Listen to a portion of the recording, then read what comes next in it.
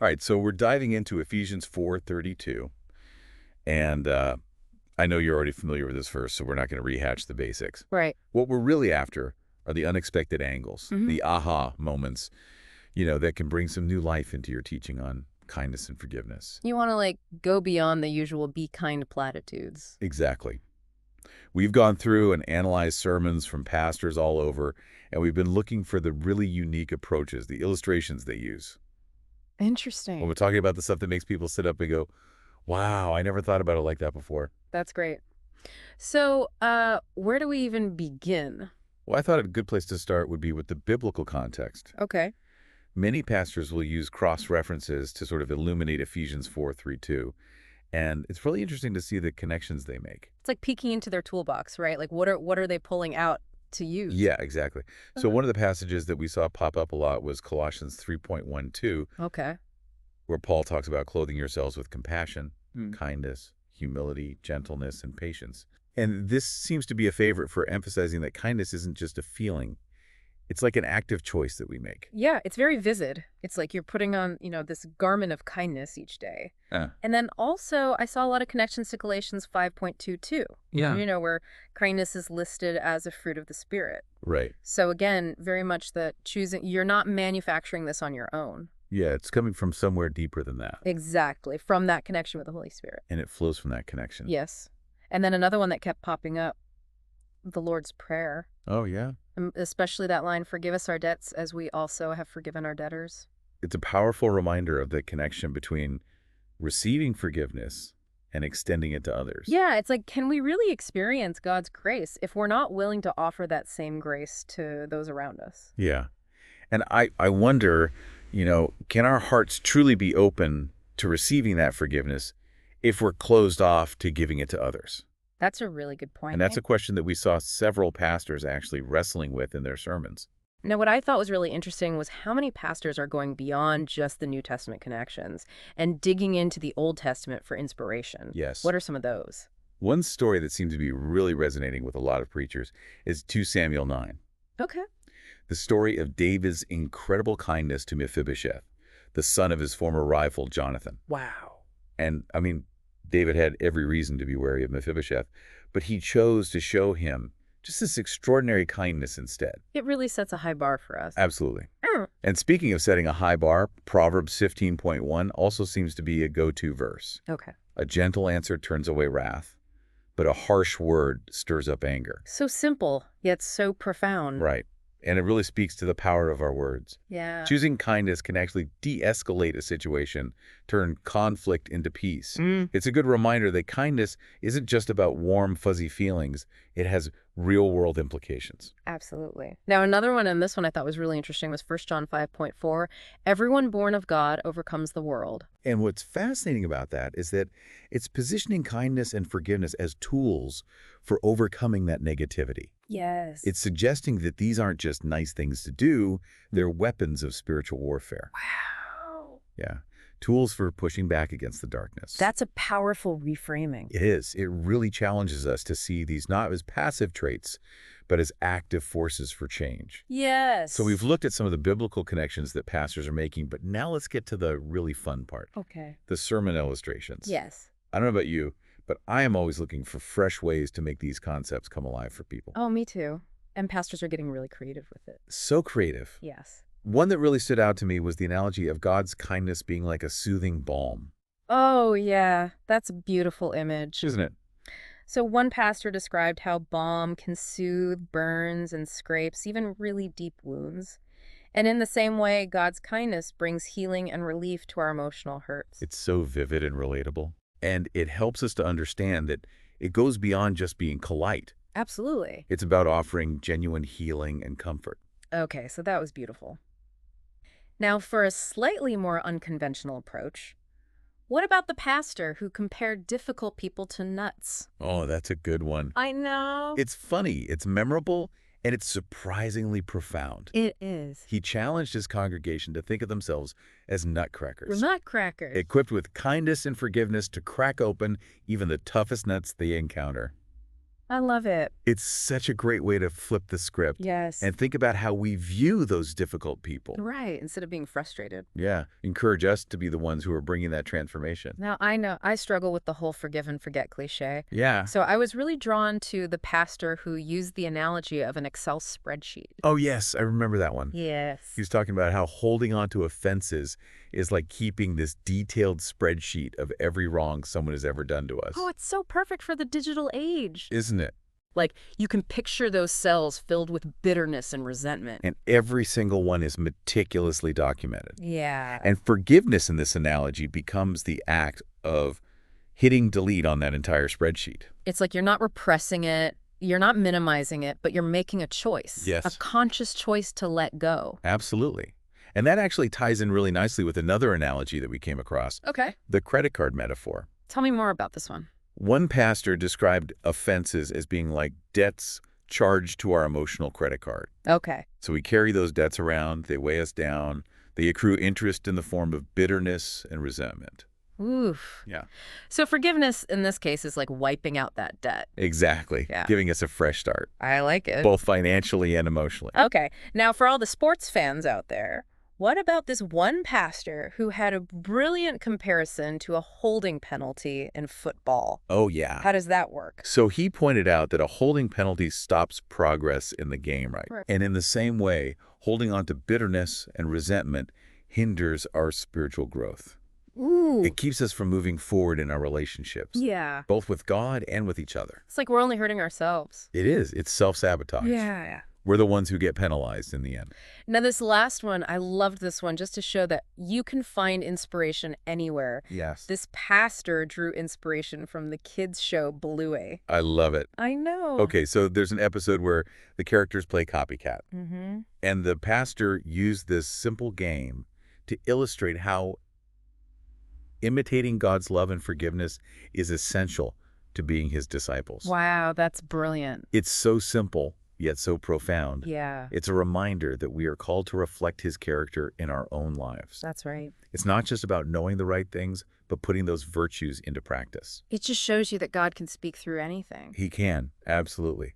So Yeah. we've explored some really creative and thought-provoking illustrations, but they're really just the tip of the iceberg. The real weight of these messages comes from the theological depth beneath the surface. That's what gives it staying power. It does. It's not just about entertainment value or keeping people engaged. Right. It's about providing a richer understanding of what Ephesians 4:32 calls us to. So then what are those recurring themes that we're seeing? Well, one of the most prominent is the idea of kindness as a reflection of God's character. It's not just being nice, doing good deeds for brownie points, but reflecting his nature. Exactly. Yeah. It's about being an instrument of his grace in the world. Okay, so we see kindness as a reflection of God's character. What else?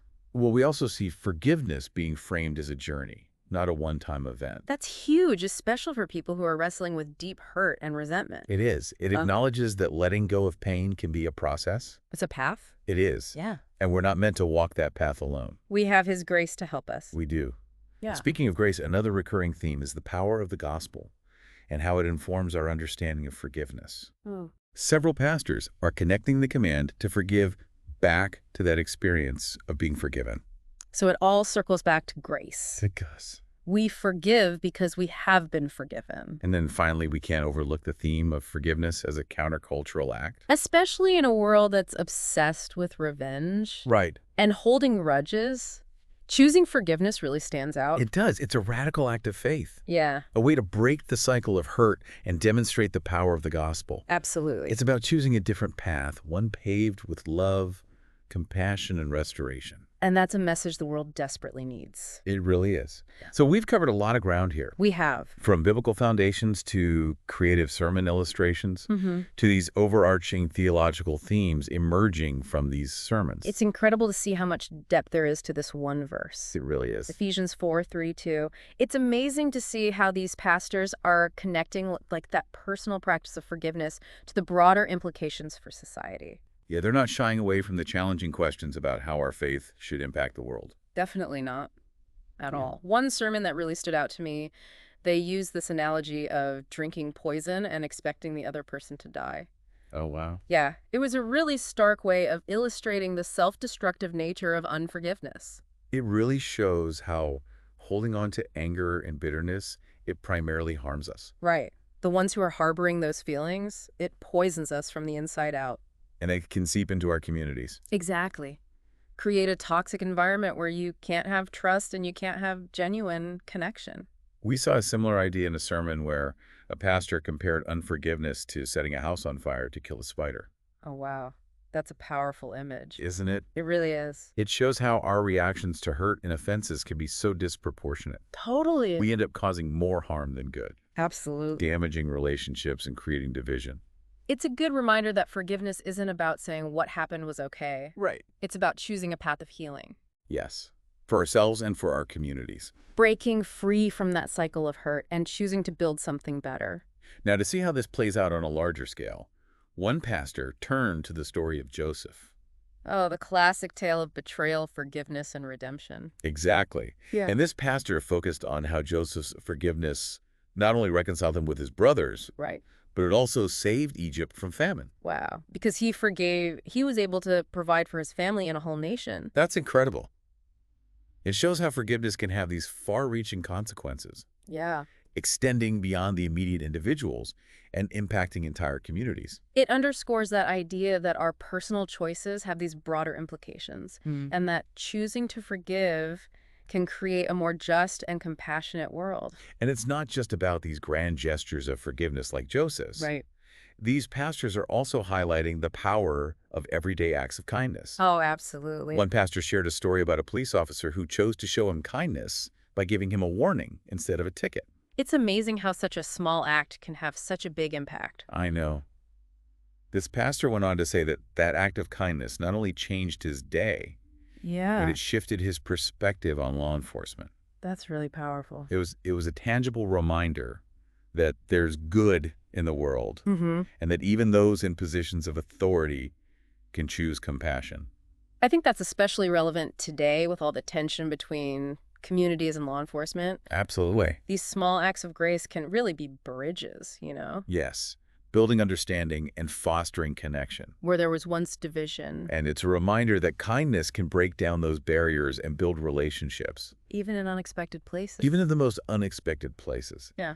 Now, another sermon that caught my attention, it focused on the early Christian community Okay. and how their radical forgiveness really set them apart from the Roman culture. It makes you think about how countercultural that must have been in a society where revenge was the norm. It's no wonder that they faced persecution. But their commitment to love and grace, it had this ripple effect. It did, transforming lives and ultimately contributing to the spread of the gospel. Yeah.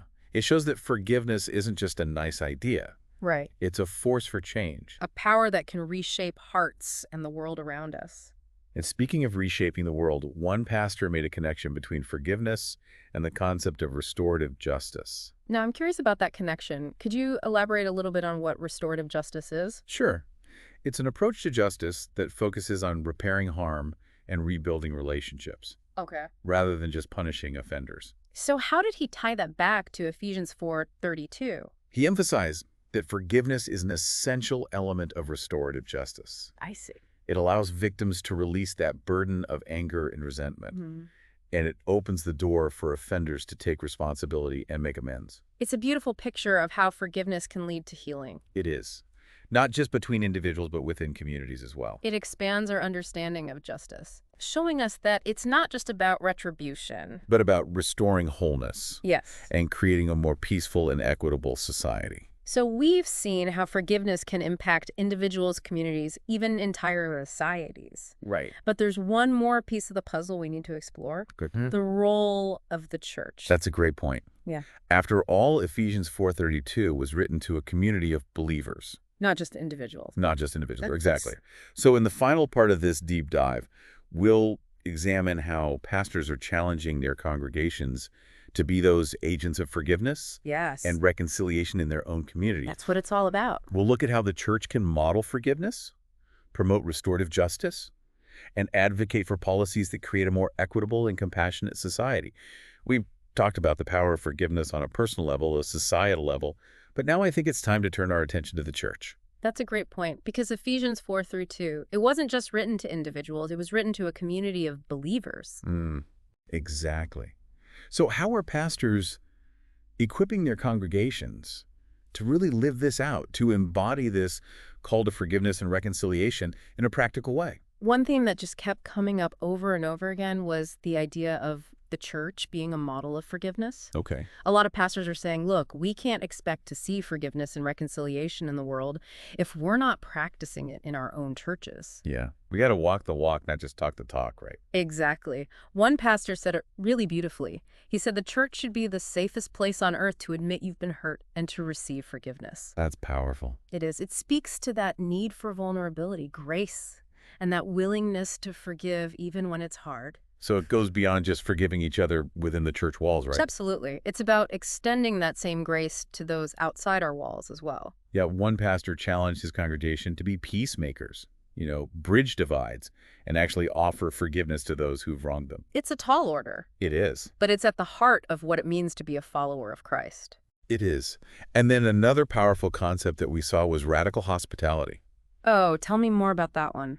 So this pastor talked about how the church should be a place where everyone feels welcome, Everyone. regardless of their background, their beliefs, or their past mistakes. It's creating that space where people can encounter God's love and grace in a very real way. Yeah. And it's the opposite of judgment and exclusion that they might find elsewhere. It's about tearing down walls instead of building them up, Yes. and really fostering that environment where forgiveness and reconciliation are just woven into the fabric of who they are. I love that. Now, we also saw a lot of pastors encouraging their congregations to actually participate in restorative justice efforts. Right. We talked about that a little bit earlier. Yeah. But for those who may need a refresher, can you kind of explain how that works? Of course. So restorative justice, it focuses on repairing the harm that was done and rebuilding those relationships. Mm-hmm. It brings victims and offenders together so they can address the impact of a crime and collaboratively work towards a way forward. It's about healing, accountability, and ultimately reconciliation. So how can churches get involved in that? How can they contribute to that process? Oh, there are so many ways churches can partner with organizations that facilitate restorative justice programs.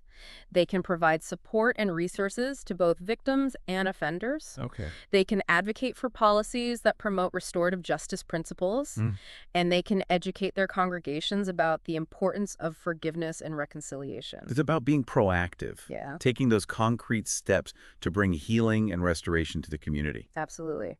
And then the last piece of the puzzle, and we can't overlook this, is the church's role in advocating for social justice. Now, how does that connect back to forgiveness and reconciliation?